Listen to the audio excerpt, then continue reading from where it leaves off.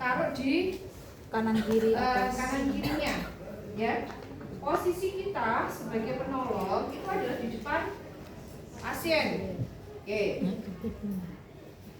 Ya, terus kemudian itu adalah tindakan tindakan ya, ada yang tujuan dan prosedur, minta persetujuan, ya persiapan penolong. Kita pakai APD, mencuci tangan, kita keringkan, pakai sarung tangan, DDD. Ya. Terus kemudian kita memasang infus ya. Infusnya itu hanya satu line saja, bedanya sama KBI tadi itu ada kondisi atonia tadi itu 2 line. Ya, kalau ini hanya satu line saja, jadi hanya boleh tangan kanan saja atau tangan kiri saja. Ya, terus kemudian kita infus RR, grade oksitosin 20 international unit 2 ampul, ya 20 TPM. Kalau tadi itu kita gerojok infusnya, ya, yang pada kondisi apa itu atonia uterik. Oke. Terus kemudian, ya, karena ini kan kita menolong atau melakukan manual pasien itu kan sisanya tadi kita melakukan APM ya. Jadi posisinya itu adalah kita sudah memakai APD semuanya, ya. Terus kemudian kita masih menggunakan handskun pendek, ya, atau handskun steril sisa kita melakukan APN, ya. Oke. Saya tidak memakai handskun ya, anggap aja saya sudah memakai handskun bekas yang penolong persalinan tadi.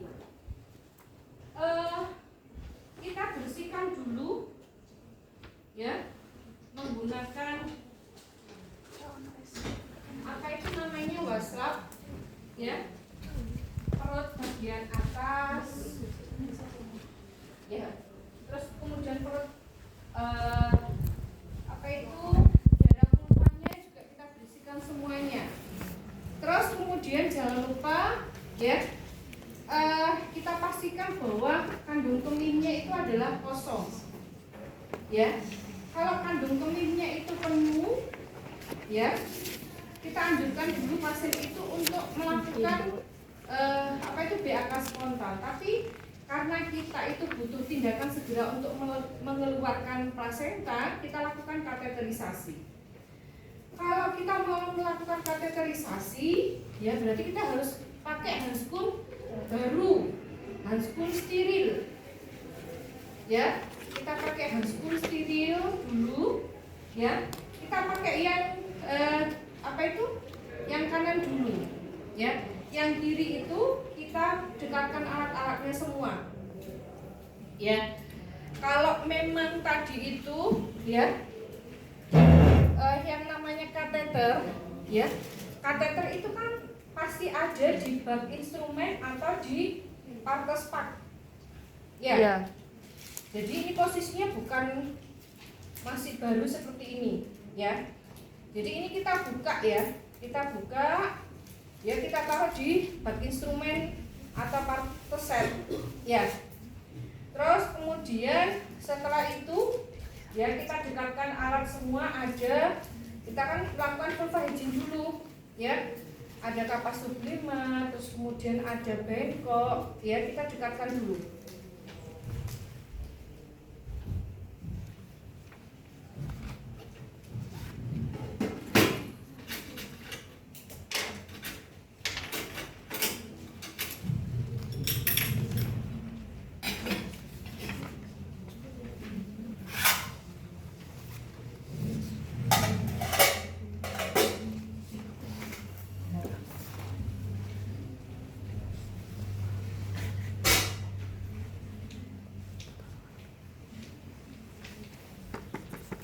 Bumi anggap aja saya tadi pakai handskun ya.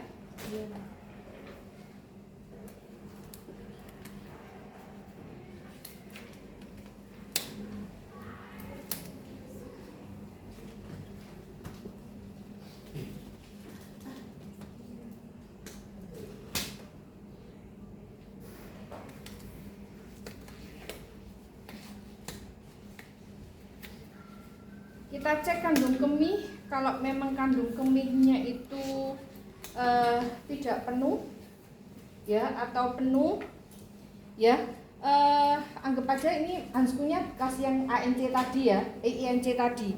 Kita cek kandung kemih, ya, sebelumnya itu kita bersihkan semuanya dulu dengan menggunakan air DTT, diwaslap, ya, kita bersihkan semuanya, ya. Terus kemudian setelah itu kita cek kandung kemihnya. Kalau kandung kemihnya itu penuh, kita lakukan kateterisasi. Kateter ini kita buka,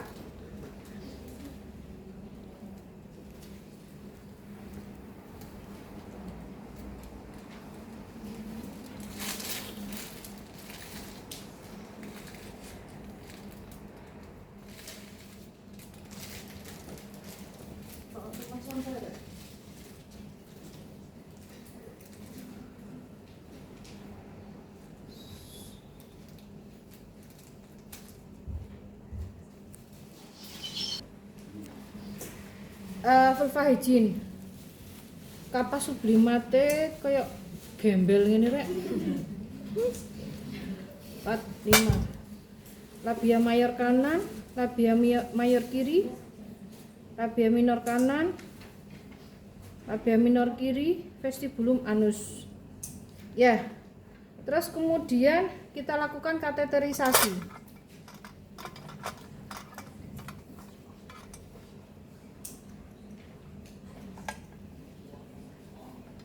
Ya, kita buka, kita masukkan.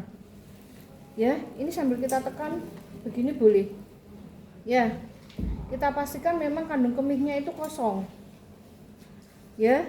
Kalau sudah, kita turunkan.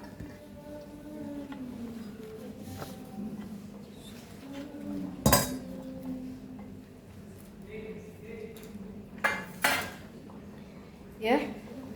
Terus kemudian apa itu, alas yang bawah itu kita ganti, ya, kita mengganti alas itu boleh tadi itu setelah kita bersihkan semuanya pasien, ya, kita ganti alasnya boleh, atau setelah kateterisasi ini boleh, ya, kita ganti alasnya. Terus kemudian kita bereskan alat-alatnya dulu.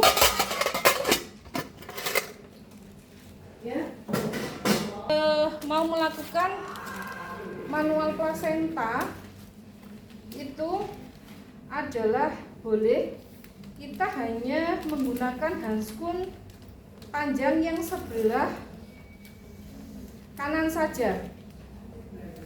Buka kan enggak pakai handskun susah. Oke, yang sebelah sini kita pakai handskun bersih saja. Ya, boleh, kita nggak ganti pun nggak apa-apa.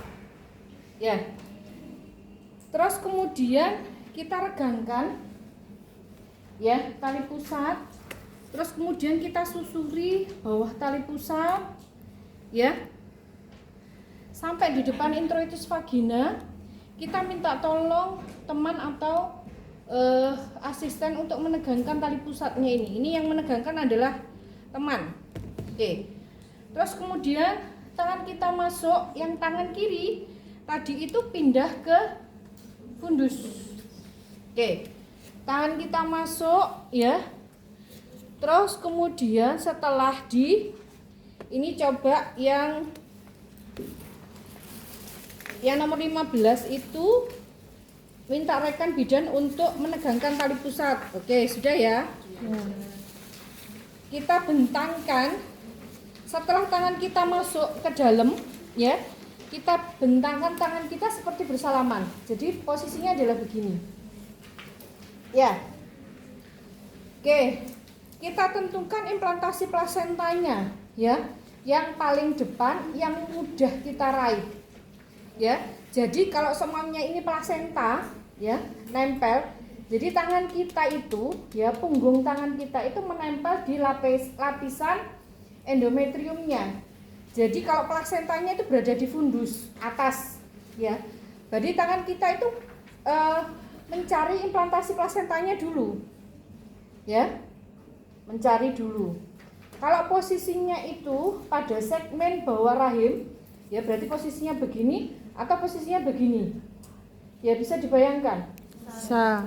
Jadi posisi tangan kita, punggung tangan itu pasti di lapisan yang endometrium. Ya. Jadi kalau posisinya begini, ya posisinya begini, ini berarti pada segmen bawah rahim yang sebelah kanan. Ya berarti tangan kita yang tadi itu kan begini ya posisinya ya. Berarti tangan kita berada di sini mencarinya. Ya, mudeng bisa dibayangkan? Bisa. Oke, kita bayangkan itu adalah kalau posisinya berada di segmen bawah rahim atau antara segmen bawah rahim dan atas rahim. Ya, tengah-tengahnya. Ya, jadi kita ini seumpamanya plasenta. Setelah berubah seperti bersalaman, kita mencari tempat implantasi plasentanya. Oh, berada di fundus atau berada di segmen bawah rahim atau segmen atas rahim. Ya. Ya, sebelah mana kita carinya? Ya, kita susuri terus. Ya. Kalau sudah ketemu, ya, kita mencari ya tempat implantasi plasenta yang sudah terlepas. Kalau tidak nemu, ya mencari ya implantasi plasentanya tadi kemudian kita susuri. Begini. Kita susuri itu adalah dengan menggunakan ujung-ujung jari kita. Ya. Kita susuri begini, ini anggap aja plasenta. Tangan kiri kita itu berada di fundus tadi itu. Ya, kita susuri terus sampai plasenta itu terlepas. Kalau sudah terlepas, ya, plasentanya itu sudah terlepas, ya, kita genggam, kita pinggirkan dulu di segmen bawah rahim yang sebelah kiri. Kiri kita. Ya, kiri kita berarti berada di sini. Ya, berarti kanan pasien. Oke, setelah kita pinggirkan, kemudian kita susuri lagi yang tempat implantasi tadi itu. Ya. Kita susuri lagi, kita pastikan bahwa tidak ada sisa plasentanya. Ya, plasenta kalau tidak ada sisa, ya di endometrium, di lapisan endometrium itu mulus ya. Tapi kalau ketika kita gini kan masih ada gergel-gergel, itu berarti masih ada sisa. Kita susuri lagi.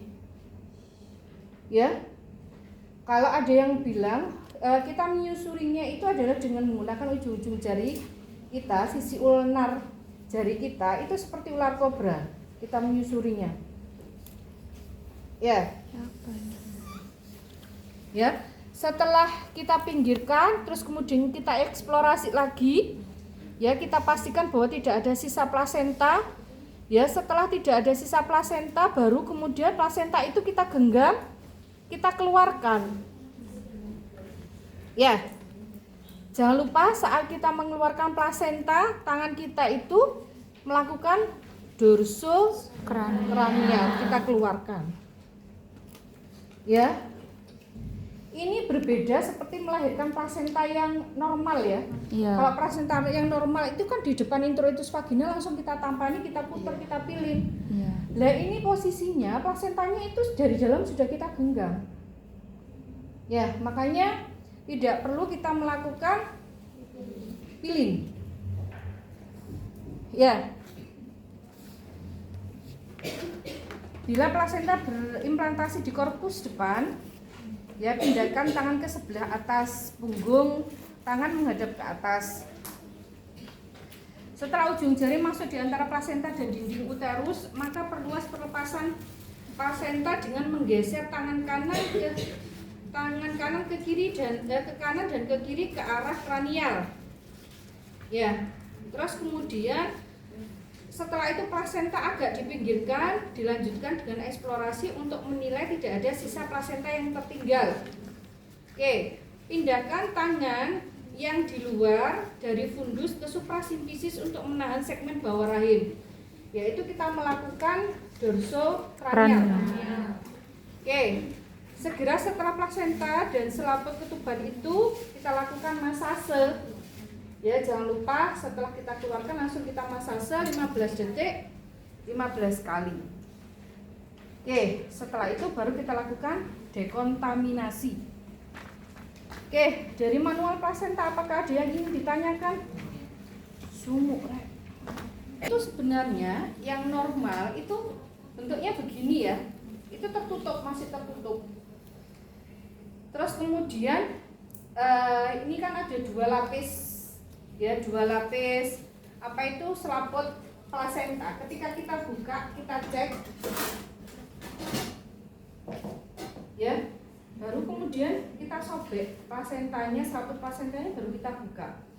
Nah, kotiledon ini itu seharusnya itu utuh ya, bunderser gini, ini tidak ada yang kerowak apa itu di pinggirnya. Berarti kerowak di pinggirnya itu berarti ada sisa kotiledon yang ada di dalam ya, perdarahannya pasti mancur, profus, aktif ya, itu ya. Ada pertanyaan lagi?